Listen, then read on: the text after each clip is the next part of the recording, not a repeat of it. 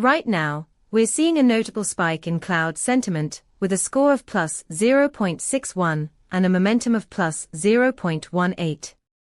This is particularly unusual. Historically, we've rarely seen sentiment scores exceed plus 0.60 without a corresponding drop in momentum. This suggests stronger optimism around cloud technologies than we've encountered in recent months. Our API returns a comprehensive sentiment analysis, including the sentiment score, momentum, and semantic clusters. For instance, you could leverage this data to inform your cloud service strategy, or adjust your marketing efforts, tapping into the heightened enthusiasm and pinpointing key topics driving sentiment. To dive deeper and explore how you can integrate this into your projects, head over to pulsebit.lo.jenterprise.com/docs. Let's unlock the potential of sentiment data together.